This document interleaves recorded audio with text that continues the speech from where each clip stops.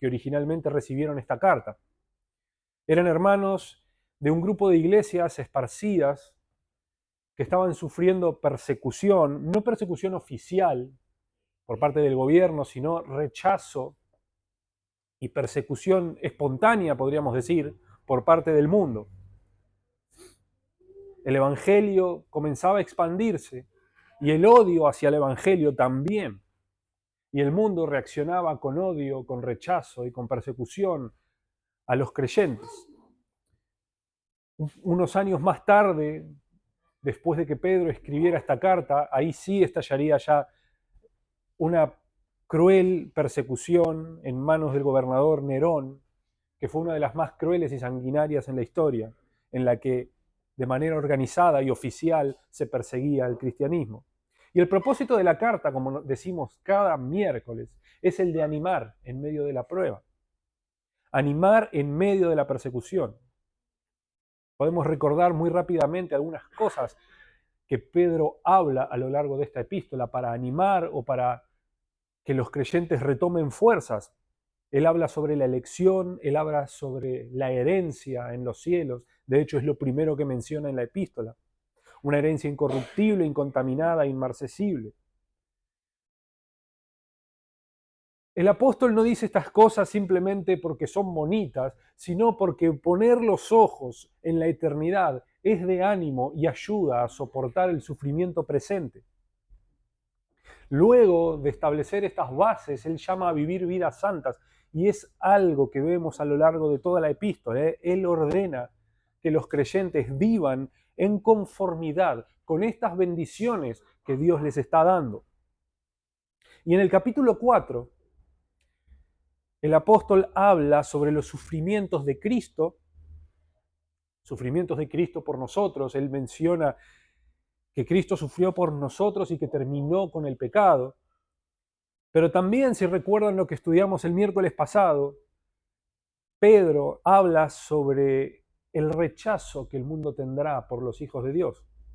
El mundo odia a los cristianos por el simple hecho de que ellos no viven como el resto del mundo. Los cristianos viven y buscan la santidad, y eso el mundo no solamente no lo entiende, sino que lo aborrece. Y por eso el mundo rechaza y odia. Sin embargo, en medio de estas palabras, Pedro da ánimo y les dice: tranquilos hermanos, los perseguidores darán cuenta a Dios, porque llegará el día en que Cristo juzgará a vivos y a muertos, a justos y a injustos, y dará el pago cada uno conforme a sus obras. Pedro habla sobre este día dando ánimo a los creyentes. Y el texto de esta noche sigue esta misma línea de ánimo. Dice Pedro que todo terminará, y termina dando una exhortación a vivir velando y en consecuencia a este final. Veremos en esta noche 3 puntos. Punto número 1, el fin está cerca. Punto número 2, sed sobrios. Y punto número 3, amar fervientemente. Por lo que sin más introducción les pido que me acompañen al texto. Vamos a leer Primera de Pedro, capítulo 4, versículos del 7 al 9. Dice así la palabra del Señor. Mas el fin de todas las cosas se acerca. Sed pues sobrios y velad en oración. Y ante todo, tened entre vosotros ferviente amor, porque el amor cubrirá multitud de pecados. Versículo 9. Hospedaos los unos a los otros sin murmuraciones. Vamos a orar una vez más antes de continuar. Señor, te damos gracias por tu palabra. Te damos gracias, Señor, por el texto de esta noche.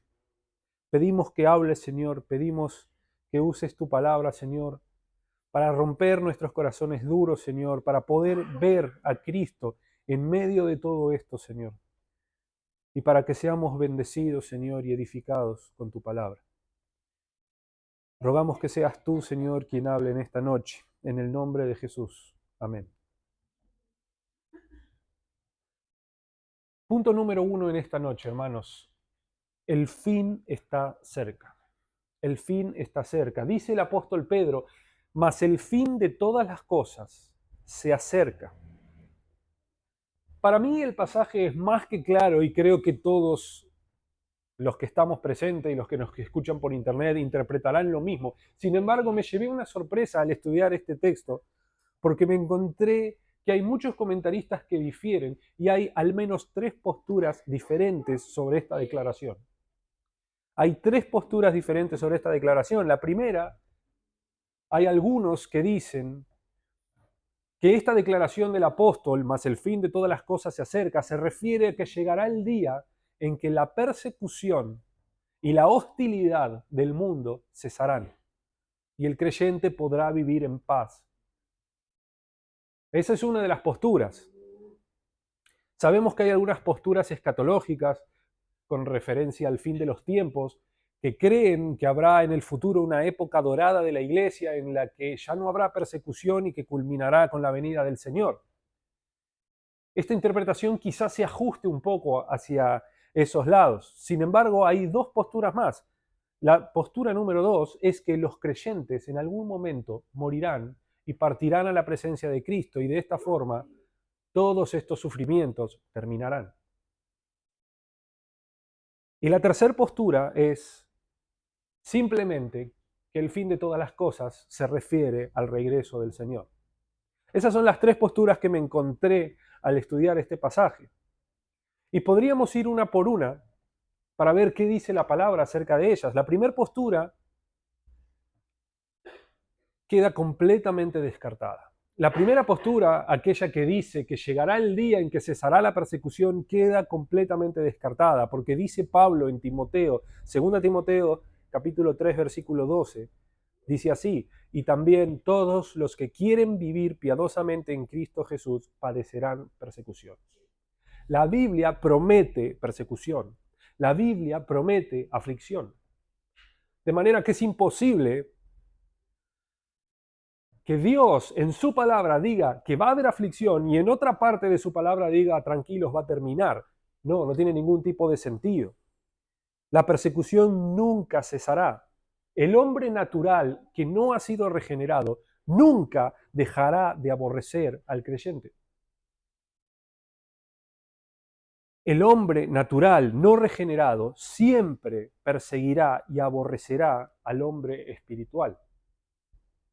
A menos que este hombre natural nazca de nuevo, nunca dejará de aborrecer al creyente. Podemos ver esto claramente en la parábola del trigo y la cizaña.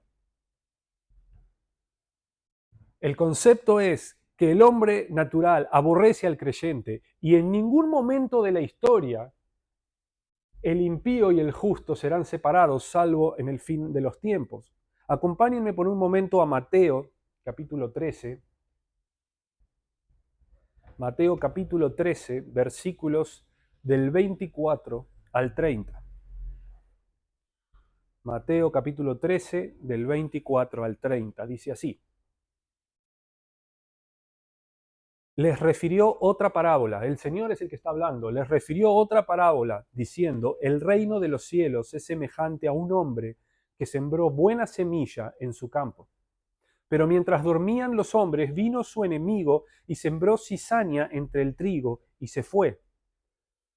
Y cuando salía la hierba y dio fruto, entonces apareció también la cizaña. Vinieron entonces los siervos del padre de familia y dijeron, Señor, ¿no sembraste buena semilla en tu campo? ¿De dónde pues tienes cizaña? Él les dijo, un enemigo ha hecho esto. Y los siervos le dijeron, ¿quieres pues que vayamos y la arranquemos? Él les dijo, no, no sea que al arrancar la cizaña arranquéis también con ella el trigo. Dejad crecer juntamente lo uno y lo otro hasta la siega. Al tiempo de la siega, yo diré a los segadores, recoged primero la cizaña y atadla en manojos para quemarla, pero recoged el trigo en mi granero. Decíamos antes que la Biblia promete aflicción, la Biblia promete persecución y el hombre natural nunca cesará de perseguir al creyente. La única manera en la que cese esa persecución es que el hombre natural, impío, sea quitado de la presencia de los justos. Y esto, como vemos en esta parábola, ocurre en la siega. En el fin de los tiempos, cuando Cristo vuelva y separe a su pueblo, condene a los impíos y establezca su reino. Los justos y los impíos convivirán juntos y solo se separarán en la eternidad. Y es ahí cuando cesará la persecución, el sufrimiento y el rechazo. Mientras convivan juntos, el uno no dejará de perseguir al otro. Por lo tanto, esta postura que arguye que llegará un momento en que el mundo dejará de perseguir está completamente descartada.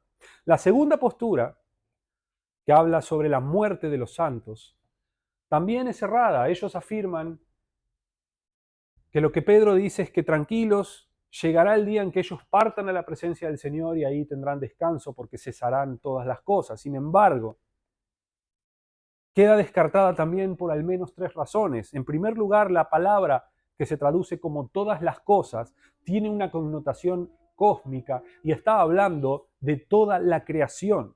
Hace referencia a todas las cosas creadas, no a todas las cosas o a todas las particularidades de un individuo, sino a todas las cosas creadas, el fin de todas las cosas. En segundo lugar, el contexto. Vemos claramente nosotros que Pedro en el versículo 5 habla de que Dios juzgará a vivos y muertos, por lo tanto el contexto inmediato nos habla de que está hablando del gran día del juicio, no de la muerte de los santos. Y en tercer lugar, luego de esta declaración, el apóstol dice, sed sobrios y velad. La sobriedad y el estar vigilante y velando siempre son términos y palabras que son usadas en el contexto de la venida del Señor. Dice el mismo Señor en Mateo 24:42, velad pues porque no sabéis a qué hora ha de venir vuestro Señor. Dice también Pablo en 1 Tesalonicenses 5:6, hablando de la venida del Señor, dice, por tanto, no durmamos como los demás, sino velemos y seamos sobrios. Siempre palabras que se usan para mantener para aludir, a una actitud vigilante en el contexto de la venida del Señor. Por lo tanto, nos queda la tercera postura de que el fin de todas las cosas es simplemente la venida del Señor. Y es la más acertada por el contexto y por las palabras utilizadas. Dice el apóstol, mas el fin de todas las cosas se acerca. Quiero que notemos la palabra fin. La palabra fin no está refiriéndose al final o al término de algo, sino que está hablando de una meta, de un objetivo, de un propósito. El propósito de todas las cosas se acerca, el final, la meta de todas las cosas se acerca. Lo que Pedro está diciendo es que se acerca la consumación de todas las cosas. ¿Y cuál es el fin de todas las cosas? Glorificar a Cristo. Sabemos que Pablo dice en Romanos que la creación gime porque será libertada. Cristo, cuando regrese en su reino, no solamente nos traerá ya somos salvos, pero no solamente nos traerá esa salvación, sino que restaurará todas las cosas. Ese es el fin de todas las cosas. Esta declaración, de acuerdo al contexto y a las palabras que está utilizando el apóstol, se refiere al día del regreso de Cristo. Y Pedro dice estas cosas como algo bueno, como algo de ánimo, de consuelo para aquellos lectores que estaban sufriendo persecución y rechazo del mundo, para que ellos retomen fuerzas y tengan ánimo. Él les dice, tranquilos, Cristo regresará y pagará conforme a la obra de cada uno. Cristo es el fin de todas las cosas. El reino de Cristo, que comenzó cuando Él resucitó de entre los muertos, que ya es una realidad en su iglesia, vendrá con gloria y los justos estarán eternamente en ese reino, pero los impíos serán separados y condenados. Y ese es el fin de todas las cosas. Bendición para algunos, recompensa para algunos, pero terror y condenación para otros.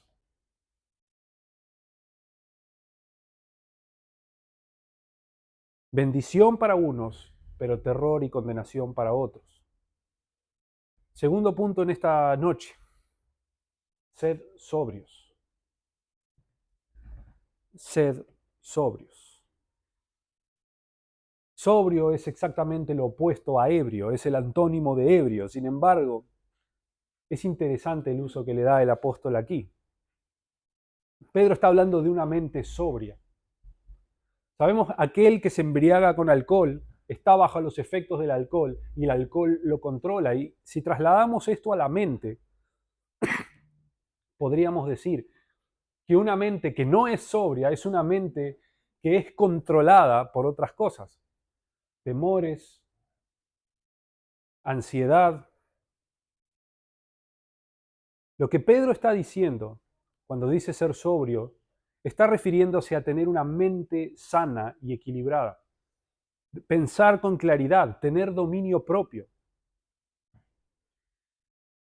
No dejarse controlar por emociones, por temores, por deseos o por distracciones. Yo no sé, este texto de ser sobrios y de velar está orientado a la oración. Y hablando de la oración, yo no sé, no creo que sea el único. Que cuando comienzo a orar, mi mente empieza a divagar por cualquier otra cosa que no sea la oración. Bueno, eso es exactamente lo opuesto a lo que está diciendo Pedro aquí. Una mente sobria que no se deja controlar por distracciones, deseos, temores o emociones. Ser sobrio es tener una mente despejada. Y Pedro ya lo ha dicho antes también. En esta misma epístola, capítulo 1, versículo 13, dice Pedro: por tanto, ceñid los lomos de vuestro entendimiento, sed sobrios y esperad por completo en la gracia. Por otro lado, no solamente es la sobriedad, sino que el apóstol dice también velar. Él dice velar en oración. Sed sobrios y velad en oración. Y velar significa literalmente tener una actitud vigilante. Podríamos pensar en la imagen de un soldado que está montando guardia, esperando la llegada de alguien importante. Él no puede dormirse, tiene que permanecer despierto. Eso significa velar. Y Jesús usó el término también de velar y lo relacionó con la oración. También en el mismo contexto de la venida del Señor, Jesús dijo sobre su propia venida, el mismo versículo que leímos hace unos momentos, dijo: velad pues, porque no sabéis a qué hora de venir vuestro Señor. Mateo 24, 42. Dice también el Señor en Mateo 26, 42, velad y orad para que no entréis en tentación. El espíritu a la verdad está dispuesto, pero la carne es débil. Y quiero que pensemos por un momento acerca de velar. Todos los textos que hablan del regreso de Cristo hablan de velar y de orar. Y sabemos, lo acabamos de decir, que velar significa literalmente estar vigilante. Pero esto no significa vivir esperando señales o vivir mirando al cielo a ver cuándo regresa el Señor. Eso no es lo que significa. Algunos, yo hace algunos años también, por cada mosca que volaba en Israel veía una profecía y decía: ya viene el Señor. Y eso no es lo que significa velar. Estar vigilante no es estar pendiente a ver si viene o no viene Cristo. La idea de velar significa vivir espiritualmente atento, pero no atento al regreso, sino atento a todas las cosas que Cristo nos ha ordenado en esta vida. En esta misma epístola, Pedro hizo un llamado a la santidad. Él dice: por tanto, ceñid los lomos de vuestro entendimiento, sed sobrios y esperad por completo en la gracia que se os traerá cuando Jesucristo sea manifestado. Como hijos obedientes, no os conforméis a los deseos que antes teníais estando en vuestra ignorancia, sino como aquel que os llamó es santo, sed también vosotros santos en toda vuestra manera de vivir, porque escrito está: sed santos porque yo soy santo. En esta misma carta, en este texto, capítulo 1, Pedro está hablando de la venida del Señor, dice la gracia que se os traerá cuando Cristo sea manifestado, y nos está llamando a vivir vidas santas, siendo sobrios. Ese es el punto de lo que está diciendo también aquí en el capítulo 4. La idea de ser sobrios y de velar en oración es la de aguardar la venida del Señor viviendo en santidad. Y es interesante, hermanos, porque no hay santidad personal posible sin vida de oración. No hay santidad personal posible sin una mente sobria. Y no hay vida de santidad personal posible si uno no vela, si uno no está atento y vigilante. Yo puedo decir por experiencia propia que todos los avances significativos en mi vida de santidad siempre estuvieron asociados a periodos en los que velaba y oraba y tenía una íntima comunión con Dios. Y por el contrario, todos mis fracasos y caídas siempre estuvieron relacionadas a periodos en los que este aspecto de mi vida era descuidado. Y tiene sentido porque dice el Señor en Juan 15:5, separados de mí, nada podéis hacer. Y si uno no tiene una comunión íntima con el Señor, nada puede hacer. No va a haber éxito contra la lucha contra el pecado, no va a haber éxito en la búsqueda de la santidad, a menos que tengas comunión íntima con el Señor. Dice también Pablo en Romanos 8, versículo 6, porque el ocuparse de la carne es muerte, pero el ocuparse del Espíritu es vida y paz. Y el versículo que leíamos de Mateo, capítulo 26, el Señor dice, velad y orad para que no entréis en tentación. Ese es el punto. Si uno no vela, es decir, está atento, si uno no tiene una mente sobria, es decir, controlada, sin distracciones, caerá en tentación inevitablemente y caerá en pecado inevitablemente. Por lo tanto, como conclusión de este punto, podríamos decir que el cristiano debe tener dominio propio y dominar su mente, no dejándose controlar por emociones o temores, sino siendo sobrio. Y en este estado de sobriedad debe mantenerse vigilante para evitar caer en tentación. La única manera de evitar caer en pecado o caer en tentaciones es mantenerse vigilante, es decir, velar. Pero no simplemente velar, sino velar en oración.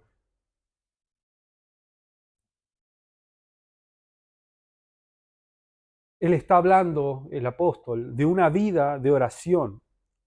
Una vida de oración y una vida en dependencia de Cristo, porque separados de Cristo nada podemos hacer. Separados de Cristo nada podemos hacer. Por lo tanto, dice el apóstol, mas el fin de todas las cosas se acerca. Sed pues sobrios y velad en oración. Es decir, la venida de Cristo está cerca. El juicio a los impíos y las recompensas a los justos ya vienen. Por lo tanto, guarden la santidad, vivan santamente, vivan sobriamente y velando en oración. La idea del apóstol es que aguardemos el regreso de Cristo viviendo de manera santa. Y la única manera de vivir santamente es velando y orando. Punto 3 en esta noche. Amar fervientemente. Amar fervientemente. Dice el apóstol, se acerca el fin de todas las cosas, nos exhorta a vivir velando y orando. Y luego dice en el versículo 8, y ante todo, tened entre vosotros ferviente amor. Contrario a lo que el mundo haría, el cristiano debe amar hasta el final.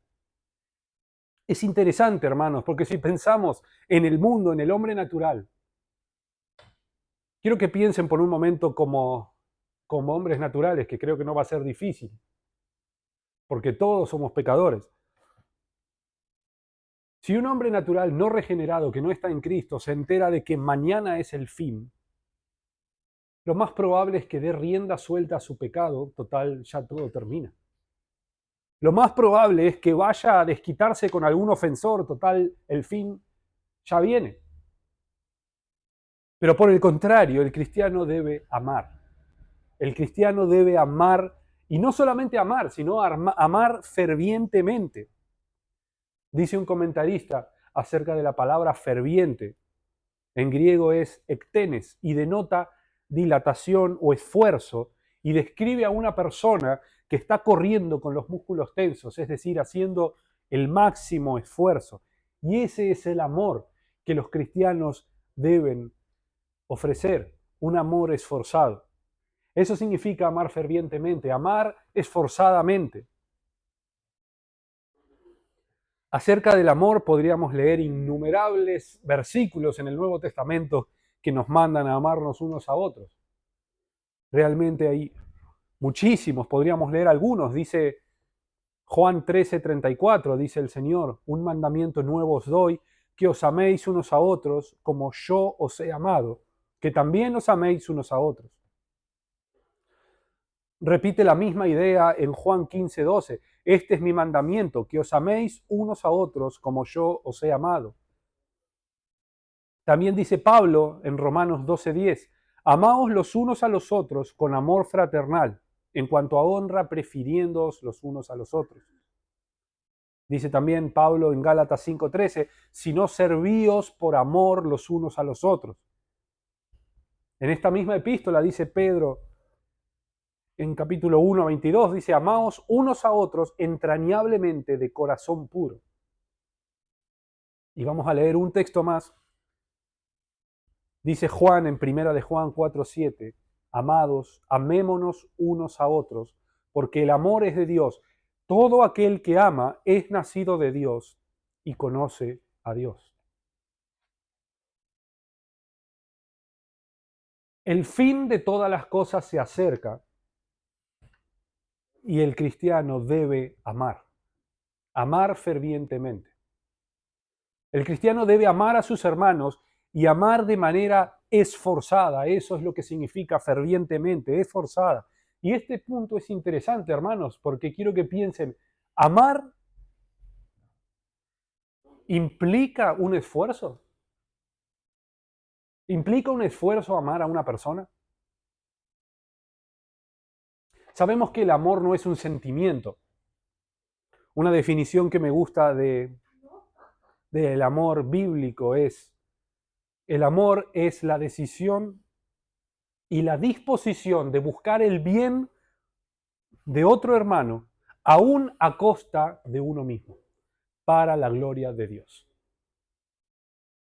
Lo digo de nuevo, el amor bíblico es la decisión y la disposición de buscar el bien de otro hermano, aún a costa de uno mismo, para la gloria de Dios. Es buscar el bien de otro a costa de mí mismo, para así glorificar al Señor. Y creo que ahí está el esfuerzo. Hay hermanos que quizás por afinidad o por amistad o por relación es sencillo hacerles bien. Pero hay otros hermanos que quizás no tanto. Hay otros hermanos que quizás no tanto. El punto es que debemos amarnos fervientemente, esforzadamente entre nosotros, sin excepción. No hay hermanos a los que uno deba amar más que a otros o menos que a otros, sino a todos por igual, implique o conlleve el esfuerzo que lleve. Uno debe amar esforzadamente. Y es interesante la frase que sigue a este amor ferviente. Dice Pedro, porque el amor cubrirá multitud de pecados. Pedro está citando aquí un proverbio. Y es interesante que con respecto a esta declaración también hay distintas posturas. Algunos opinan que se refiere al amor de Dios, es decir, el amor de Dios cubre multitud de pecados. Dios en su amor envió a Cristo a morir en nuestro lugar y de esa forma cubrió nuestros pecados. Otros arguyen que se refiere a que el cristiano debe amar y dejar pasar por alto las ofensas o los pecados en contra de mí mismo, perdón. Yo amo a mis hermanos, por lo tanto, cuando me ofenden, dejo pasar. Sin embargo, en el contexto que habla de amarse fervientemente entre hermanos, no tiene mucho sentido que esté hablando sobre el amor de Dios. Por otro lado, tampoco tiene mucho sentido que se refiera a pasar por alto los pecados contra uno mismo, porque la misma Biblia y el mismo Señor nos manda a que cuando un hermano peca contra mí, debo ir y reprenderle estando solos. De hecho, dejar pasar por alto el pecado de un hermano, haciendo la vista gorda, no es amarlo. Dice el Señor, por tanto, si tu hermano peca contra ti, ve y repréndele estando tú y él solos. La declaración porque el amor cubrirá multitud de pecados no puede significar pasar por alto el pecado de ninguna manera. Sí entendemos también que en lo que refiere a los enemigos, el Señor nos manda a poner la otra mejilla y a ser mansos. Sin embargo, cuando un hermano peca, el Señor me manda a exhortarlo y a reprenderle. Vemos también en otros textos, como 1 Corintios 6, versículo 7, dice Pablo, ¿por qué no sufrís el agravio? Sin embargo, el punto no es dejar pasar o pasar por alto, sino no involucrarse en un pleito. Cuando alguien me ofende, no generar un pleito, no generar una pelea. No es lo mismo evitar un pleito que evitar la exhortación. Hay un comentarista que hace una observación que me pareció que vale la pena ser mencionada y que es muy interesante. La interpretación que él le da a este texto dice, uno ama al hermano, por lo tanto, cuando el hermano peca, le reprende, lo exhorta y lo guía al arrepentimiento. Y este hermano que pecó, al proceder con arrepentimiento, Dios lo perdona y de esa manera cubre multitud de pecados. De manera que el amor cubre multitud de pecados porque el hermano que ama lo exhorta al arrepentimiento al que pecó y es Dios quien perdona y cubre el pecado. Y es interesante porque mi amor no va a cubrir el pecado de nadie. Tu amor no va a cubrir el pecado de nadie, pero el amor de Dios sí. Y si yo amo a mi hermano, no voy a dejarle seguir pecando y ofendiendo, sino que voy a exhortarlo y a animarle a ir a Cristo en arrepentimiento. Y cuando Él lo haga, será perdonado y su pecado será cubierto. Dice también Santiago, capítulo 5, versículo 20, el que haga volver al pecador del error de su camino, salvará de muerte un alma y cubrirá multitud de pecados. Y creo que ese es el punto. Y por último, luego de hablar de este amor y de este amor esforzado, Pedro nos da dos maneras en las cuales ese amor se expresa hacia los demás. Pedro habla de la hospitalidad y habla acerca del servicio y de servir con nuestros dones. En esta noche veremos solamente la parte de la hospitalidad. Dice el versículo 9, hospedaos los unos a los otros sin murmuraciones. La hospitalidad, hermanos, es una expresión práctica del amor. Y hospedar o ser hospitalario no significa solamente abrir la puerta de mi casa, porque eso cualquiera lo hace. Yo conocí miles de personas que abren la puerta de su casa o que reciben gente en su casa, pero no son hospedadores y no son hospitalarios. Yo he estado en casas de personas y no me he sentido bienvenido o servido, sino por el contrario. Hospedar y ser hospitalarios significa mucho más que solamente recibir en la casa, sino significa abrir el corazón al hermano, compartir, servir, hacerle bien al hermano. Recibir, dar, servir, compartir. Uno puede recibir en su casa sin hacer todo esto. Y eso no sería ser hospitalario o ser hospedador. Y es interesante que Pedro dice sin murmuraciones. Uno puede recibir hermanos en su casa y luego quejarse, porque me rompieron algo, o porque se comieron todo, o porque me abrieron la heladera sin preguntar. Y eso no sería cumplir el mandato de ser hospedador. Uno puede recibir en su casa, luego quejarse o sentir pesar porque viene tal o cual hermano. O peor aún, uno puede hacer diferencia. Uno puede hacer diferencia. A este hermano lo recibo, pero a este no. O a este hermano lo recibo con gusto, pero a este lo recibo con un poco de bronca porque no quiero que venga. La orden de Pedro es que nos hospedemos y que seamos hospitalarios los unos con los otros, sin distinción de personas y sin murmuración. Y es muy interesante, hermanos, considerar el contexto en el que Pedro está hablando. En el primer siglo no había hoteles accesibles o seguros como los hay ahora, por lo que los cristianos perseguidos, o aquellos misioneros, o los hermanos de otras ciudades que por alguna razón tenían que viajar, dependían de la hospitalidad de los hermanos en la ciudad a la que iban. Y es en ese contexto que Pedro está hablando de ser hospitalario y hospedar. ¿Estaríamos dispuestos nosotros a hospedar en nuestra casa, a recibir en nuestra casa y a compartir con hermanos que jamás habíamos visto? ¿Estaríamos dispuestos? Porque eso es lo que Pedro está diciendo. Nos cuesta recibirnos entre nosotros. Y en este contexto la historia cambia. Debemos ser hospitalarios. Y creo que hay un punto importante en este asunto. Que el amor que yo le tengo que dar a mis hermanos y el servicio que le tengo que dar a mis hermanos no es porque me caigan bien, porque me caigan mal, o por su personalidad, o por afinidad, sino por el simple hecho de que también fueron hechos parte del pueblo de Dios por la sangre de Cristo. No importa si lo conozco o no lo conozco.